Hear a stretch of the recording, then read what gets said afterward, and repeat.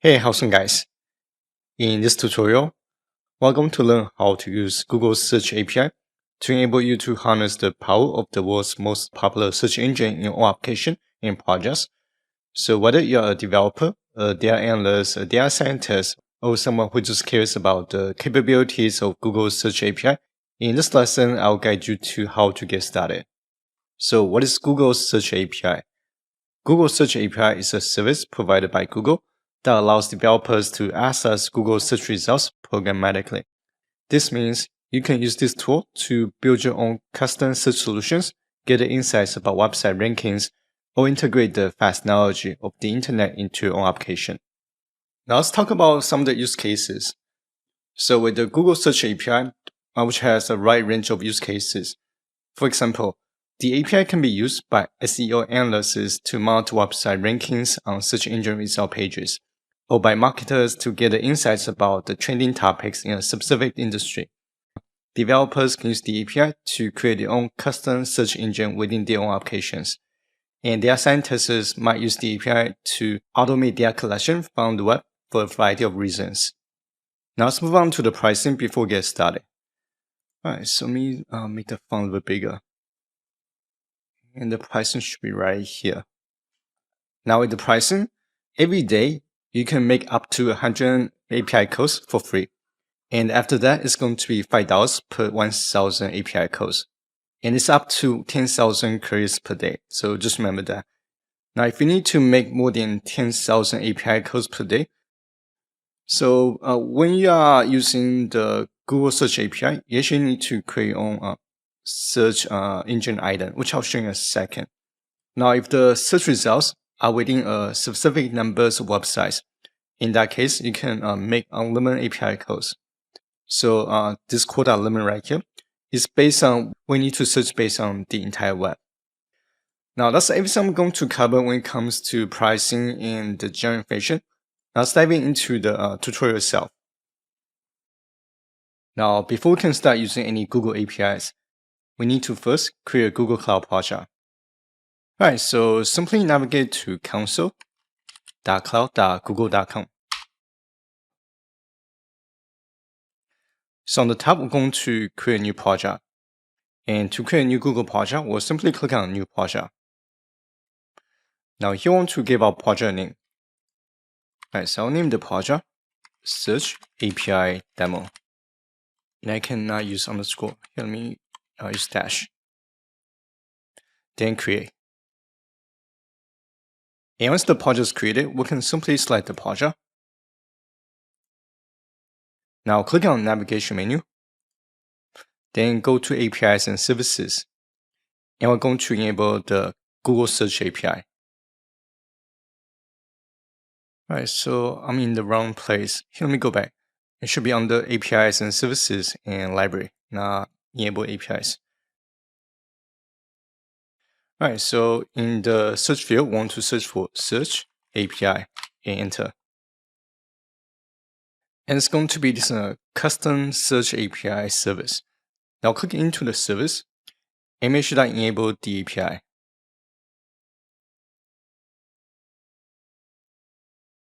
Now once the custom Search API is enabled, we can now create the API key, and we're just going to be required to authenticate our access.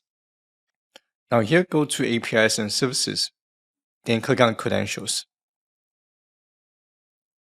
Alright, so right now I want to shift gear a little bit. I want to create my Python virtual environment for this project because I need to find a place to save the API key. Alright, so launch your terminal.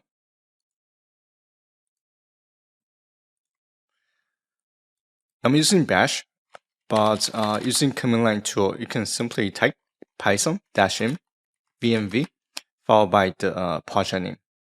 Alright, so I'll name the environment Search API Lesson. Now I'm going to set it into the Search API Lesson directory. Alright, so this should be Search API Lesson. Alright, so let me go into my virtual environment. It should be on the Search API right here. Now to use the API, we're going to make a regular request code. So I'm going to install the, actually I need to activate the environment first. Now to activate the environment, I can simply type source, then I want to go into the scripts folder, followed by run the activate file. Now if I'm using PowerShell or if I'm using a regular command line tool, in that case, you can simply type the file path directly. Alright, so here I'm going to install the requests library. So I'm going to type pip install requests and enter. Now going back to Google Cloud Console. Now here click on create credentials, then click on API key. Now for demonstration purpose, I'm going to save the API key in my Python script. Alright, so I'll create a new file called, let's do demo.py.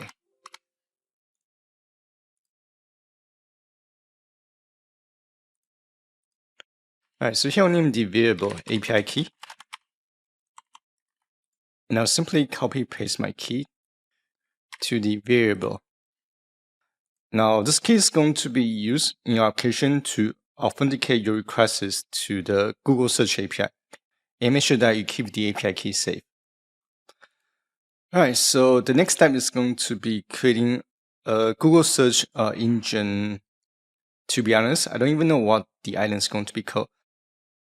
So basically you want to navigate to programmable search engine.google.com. Now here you want to create a search engine item. And basically when you make API code, the API is going to use the search engine configuration setting that you specified it. And it's going to control how the search result flow is going to be. Here, let's make the search globally. So I'll name the engine. Let's do search demo. Now, if I want to search within a specific websites, such as youtube.com, yahoo.com, or other websites, in that case, you will have to manually add those websites in your search engine item first. Now, because I want to make the API code to search my query globally, I'm going to check this item right here, search the entire web. Now, here we have two additional settings. We can include image search, or we can include safe search, in case if you don't want anything crazy to be returned. Then simply click on this I'm not a robot, then create the item. Now, if you own a website and you want to have the Google search functionality embedded on your website, in that case, you can take this JavaScript code snippet and paste onto your HTML markup. But since we're simply going to use the API to make API code to do our search, in here, let's go back. Alright, so I'm going to click into my search engine item. Now, from the main page, you're going to see this search engine ID. Now, copy the ID, and I'm going to make another variable. Alright, so this is going to be search engine ID. Now, before diving into the script, I want to cover the parameter first. It is the core parameters. Alright, so to get started, you only need to provide the search engine ID, which is going to be this CX parameter. And this should be API key somewhere.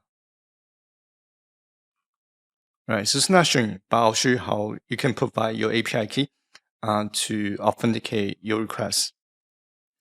Alright, so to make a query, you'll pass your query to this queue parameter. Now, the maximum number of search results that can be returned per API request is going to be 10 items. And unfortunately, that's not a lot. Now, if we need to return more than 10 items, in that case, you use the offset parameter. Where's the offset? Here. And it should be here. Soon should be. Let's do start. Okay, right here. Alright, so if you need to return more than 10 items, then in that case, we make additional API calls.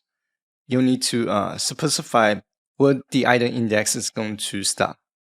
In this case, if we need to return 10 more items, then we'll set the start index to 11. Now, the other parameter that I think is going to be pretty useful is going to be the dates limit parameter. Oh, actually not date limit, dates restrict parameter. Now, using this parameter, we can set the results based on a date range. So, for example, if I only want to return search results within the last 3 months, then I can set the parameter value to a month, followed by how many months. If I want the search result within just the past year, then you will type Y followed by the number of year, which is going to be 1. And those are going to be the parameters that I'll be using in this exercise. And I'll post a link to the documentation in case if you want to go to the entire list on your own. Alright, so to start out, I'm going to import 3 libraries.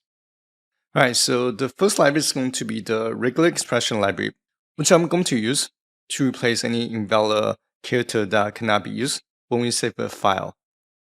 Then I'm going to import the requesters library to make the API call. Now, to organize the data set into more like a table format, I'll be using the pandas library. Alright, so I guess I forgot to install the pandas library. So here, let me go ahead and install the library first. Alright, so going back, here let me insert my main routine. Alright, so here I'm going to create a function called build payload. Now, using this function, we'll be able to dynamically construct our parameters. And from this function, I'm going to provide several key parameters to start with, such as query, the index start number of items returned per API call, and the date range. Now, just in case if you need to provide additional parameters, then you can simply provide the key value pairs. And to make the request call, I'm going to create another function called make request. And this function will take the payload as parameter. Now, if we look at the code snippet that creates this make request function, so basically we'll simply make a request code to the Google custom search endpoint, and which is going to be this URL right here. And the parameter is going to be the payload. Now, after we make the request, if the status code is not equals to 200, then I want to raise an exception. Otherwise, return the response in JSON format. Now, to save the file, so basically every time when I'm going to make a request, I want to be able to save the search result as a CSV file, a JSON file, or a text file. And because we cannot use the special keys in the file name, so I'm going to create another function called clean file name to make sure that I replace any invalid character with an empty string. And lastly, I'm going to create my main function. Alright, so using this function, we'll be able to dynamically pass several parameters, such as how many results that I want to return. So for example, I'm going to set the default to 10. So first, I'm going to create an empty list, and I'll name the list items. Then I'm just a calculation to calculate how many pages of requests that I need to make. And once I figure out how many requests that I need to make, at this point, you are simply going to run a loop. So we're going to use the range function to specify how many times that we need to run the loop. Then we're going to make the request codes, append the items to the items list. And once everything's finished, we're going to clean the file name. So for the file name, I'm going to use the name of the query as the file name. Now, this line here is going to replace any invalid characters. Then we're going to normalize the JSON data set. Then save the result set as an Excel file. Alright, so here let's give it a try. I'm going to create a variable called search string. Actually, let's do search query. Search query. Now for the query, let's do ChatGPT. Now to return, let's do 35 items. Then I'll call the main function, and this will be search query and total results. Alright, so here I need to select my target virtual environment that I'm going to use. Then I'm going to press F5 to run the script.